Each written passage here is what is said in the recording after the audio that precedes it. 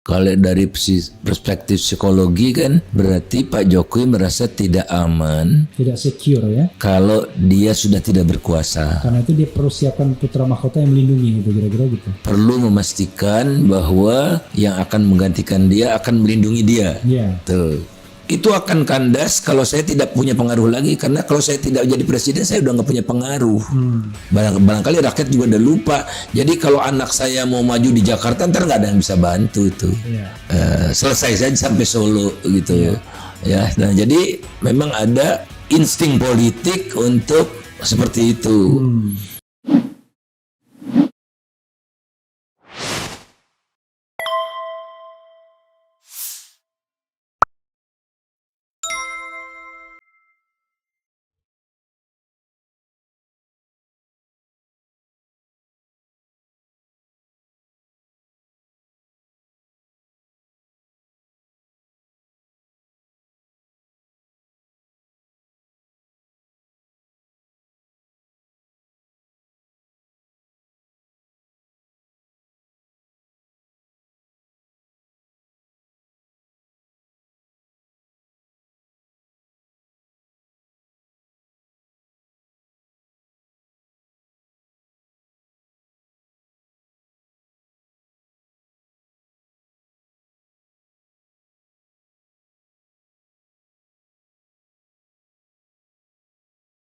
Tapi memang ya kalau fenomena trading itu juga dimanfaatkan oleh mereka yang memegang kekuasaan karena gampang. Nah iya. Termasuk misalnya kayak bahan kebutuhan pokok misalnya, beras lah misalnya, ya kan? Atau garam misalnya, Atau gula. Itu juga bagi-bagi kuotanya pemerintah. Iya kan, daripada memberdayakan petani dalam negeri, ya kan, jalannya panjang, keuntungannya mungkin berapa tahun ke depan, ya udah, saya sebagai pedagang, trader, mending saya langsung kan, langsung ambil barang jadi luar negeri jual, udah langsung. Nah itu kan yang terjadi akibatnya akhirnya yang saya katakan di awal tadi, kita serba defisit. Pangan kita lebih banyak beli, ya, manufaktur lebih banyak beli, minyak juga lebih banyak beli. Pertanyaannya dari mana kita sumpel duitnya itu? Ketekorannya itu dengan menggali sumber daya alam semakin dalam dan semakin masif. Karena cuma itu yang kita punya, otak kita nggak punya. Jadi yang punya otot, kekuasaan dan keringat. Jadi industri ekstraktif ya. Cuman ngambil, ekstrak, jual. Itu kan kerjaan paling mudah. Iya, nilai tambahnya mana? Rakyat yang terlibat mana? Sedikit kan. Ini semua alat-alat berat. Nah, jadi ayo Pak Jokowi masih ada waktu walaupun tinggal sedikit untuk menyadari betapa kita ini harus bertransformasi dari value extraction ke value creation. Kalau value extraction itu tadi tebang jual, petik jual gitu, yang nikmati trader kan lewat trading gitu. Nah kalau namanya value creation, kita ramu seluruh sumber daya kita yang ada, kita sinergikan untuk menghasilkan nilai tambah yang besar, lebih besar, jauh lebih besar, sehingga efek multipliernya menjadi sedemikian sangat besar sehingga tidak lagi 52,8% rakyat Indonesia itu dalam kondisi insecure. Insecure itu dia miskin, nyaris miskin, rentan miskin. Itu kalau digabung semua kira-kira 52,8% dari jumlah penduduk. Mayoritas. Nah itulah makanya kalau kesimpulan saya ya sekarang itu strategi pembangunannya gagal untuk mengangkat lapisan terbawah itu. Jadi yang jumlah orang kaya meningkat, jumlah orang super kaya di Indonesia naik dari 46 jadi 50. Jadi kita nyumbang 6 orang kaya di dunia ini. Di era COVID. Ya, tapi pemerataan makin parah.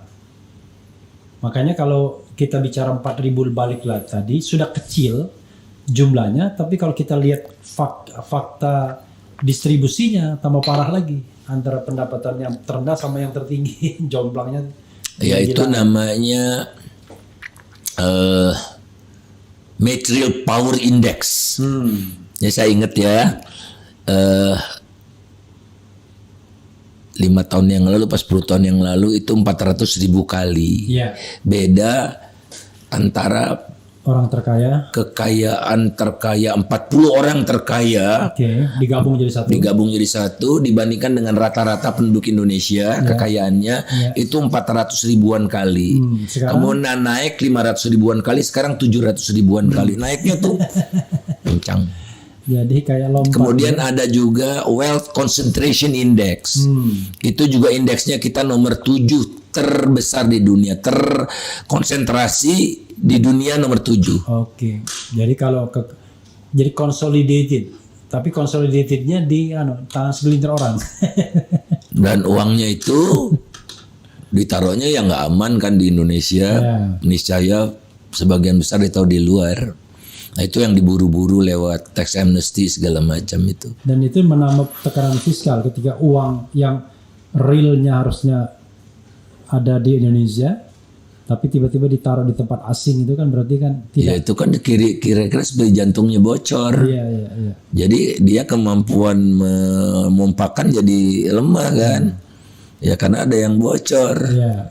Ada yang leakage gitu. Harusnya kan dia beredar terus di dalam circular itu di Indonesia. Jadi Bang Faisal ya, terakhir ya, sebelum saya mau bacakan sedikit beberapa pertanyaan Sobat Era ini, sebenarnya mereka banyak tanya. Jadi saya kan punya hipotesa ya sebenarnya, ya Mbok ya Presiden Jokowi 2 tahun terakhir ini mikirkan legasi yang baik aja, nggak usah mikirin politik, kan too much politik dia. Sudah 2 periode tapi masih berpikir nantilah komando saya mau pilih siapa di 2024. Jadi yang dipikirin dia kan masih begitu. Dia membiarkan misalnya menteri-menterinya bermain politik. Let's say lah misalnya Menteri BUMN kan kentara banget tuh yang menggunakan BUMN untuk politik kan. Dan juga ketua umum partai politik. Padahal kan Mbok dia minta, yaudah saya membutuhkan orang yang full konsentrasi kerja karena saya ingin meninggalkan legacy yang baik. Saya tidak akan mikir siapa yang akan menjadi presiden Indonesia. Yang penting saya siapkan saja field yang baik, ya kan. Jadi yang terpilih akan orang yang baik. Tapi saya mau mempersiapkan ekonomi yang jauh lebih baik. Kan gitu aja harusnya. Tapi kan ini kan nggak kita lihat tuh political seperti masih mikirin putra mahkota. Tidak peduli dengan menteri-menterinya yang tidak konsentrasi penuh untuk bekerja. Lalu apa yang mau yang diharapkan gitu? Kan kita bingung jadinya kan. Dia mau mengharapkan apa? Padahal dia kan in powernya sekarang. Apa setelah tidak di power lagi dia masih merasa secure atau apa? Kalau dari perspektif psikologi kan berarti Pak Jokowi merasa tidak aman. Tidak secure ya. Kalau dia sudah tidak berkuasa. Karena itu dia perlu siapkan putra mahkota yang melindungi itu kira-kira gitu.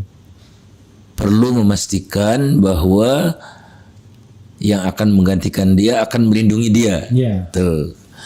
Atau yang lebih positif lagi, yang menggantikan dia akan meneruskan rencana-rencana besar dia, misalnya ibu kota baru, ya akan diteruskan dan sebagainya gitu. Nah kemudian sudah lumrah itu politisi punya keinginan untuk mewariskan kekuasaannya kepada orang dekat dia. Ada kaitannya juga dengan security itu. Jadi ada dari dia ke istrinya, kemudian ke anaknya, gitu-gitu itu pada umumnya seperti itu. Hampir semua partai politik begitu. Lihat Bu Mega, lihat Pak Amin Rais, lihat Pak Surya Paloh, Golkar aja yang saya nggak dengar lah ya. Golkar, P3 juga nggak tahu. Tapi pada umumnya begitu. Jadi seperti perusahaan keluarga gitu, firma keluarga gitu, partai itu. Nah, itu akan kandas kalau saya tidak punya pengaruh lagi, karena kalau saya tidak jadi presiden saya udah nggak punya pengaruh. Barangkali rakyat juga udah lupa. Jadi kalau anak saya mau maju di Jakarta ntar nggak ada yang bisa bantu itu. Iya. Selesai saja sampai Solo gitu. Iya. Ya, nah jadi memang ada apa namanya insting politik untuk seperti itu.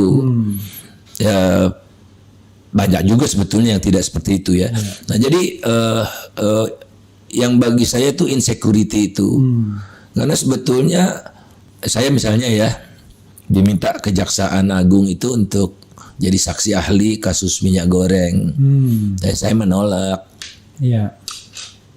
Karena menurut saya yang membuat kerugian negara ya presiden sendiri gitu ya. Oke. Jadi yang harus jadi tersangka itu presiden. Pusing orang kejaksaannya itu.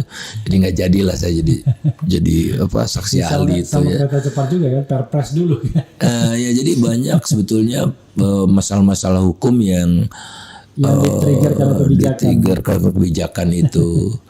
Jadi kereta cepat juga setidaknya tanggung jawab dia sama Bu Rini gitu kan, karena itu tidak lewat proses yang benar gitu. Menteri yang bertanggung jawab tidak dilibatkan gitu. Tidak ada good governance-nya. Good governance jauh. Ya. Nah, jadi yang kemudian itulah Pak Jokowi juga yang create masalah-masalah ini, misalnya food estate diserahkan ke Menteri Pertahanan, apa urusannya gitu kan? Ya karena dia barangkali pengen Prabowo jadi presiden pengganti dia aman. Pak Prabowo saya rasa akan memenuhi memenuhi tadi komitmennya untuk tidak mengutak-atik. Ya karena sama-sama bermasalah juga kan. Jadi biasanya orang bilang nggak keliru. Menhan itu kan bukan Menteri Pertahanan tapi pertanahan. Bukan Menteri Pertahanan juga, Menteri Tahan Pangan. Nah, jadi salah seperti itu.